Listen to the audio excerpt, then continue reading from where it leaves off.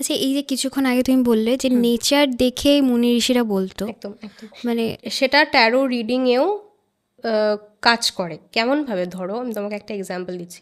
অনেক সময় আমি যেখানে কাজ করি, হুম, সেটা পুরো একটা বলতে পারো যে ওপেন প্লেস মতোই কাজ করি, হ্যাঁ রুমের মতনই, কিন্তু আমি পুরোটা দেখতে পাচ্ছি, পুরো মানে আমি জানলা থেকে সবটা দেখতে পাচ্ছি। আমি এই ধরনের জায়গায় চুজ করি যে আমি যেন নেচার দেখতে পাই কি হচ্ছে।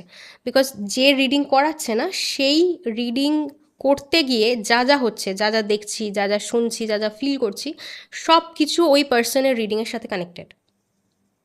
আচ্ছা, ধরো তোমার রিডিং করতে গিয়ে বাধা এলো, ধরো কার্ড শাফল করে দিয়েছি, কার্ড রিড করা শুরু করে দিয়েছি, বাধা এসছে, দ্যাট মিন্স তোমার লাইফে ব্লকেজ আসবে। ও মানে ওই মোমেন্টে একদম যা কিছু একদম, আশেপাশে ওই হবে। রিডিংটা করতে গিয়ে আমার সঙ্গে যা যা হবে সব কিছু তোমার সাথে কানেক্টেড। আচ্ছা। ধরো রিডিং করতে গিয়ে শুনতে পাচ্ছি অ্যাম্বুলেন্স যাচ্ছে, তোমার হেলথ ইস্যু হবে। ও তুমি এক নয়, তুমি হেলথ ইস্যু দিয়ে যাচ্ছ, বা হেলথ ইস্যু তোমার জন্য ওয়েট করে আছে। বাও। এগুলো হচ্ছে, এগুলো হয়েছে। এবং প্রথম কথা ওই জন্যই আমি বললাম, এটা আজকের জিনিস নয়, এটা শাস্ত্র, এটা শাকুন শাস্ত্র। এটা দিনের পর দিন এইভাবেই ইউজ হয়ে এসছে। হুম। মুনি ঋষিরা এইভাবেই সমস্তটা বলতেন। মুনি ঋষিদের কাছে কিন্তু কোনো রকম আলাদা করে কার্ড দরকার হতো না, ওনারা নেচারটাকে ভালো করে অবজার্ভ করে পুরো জিনিসটাকে বলতো।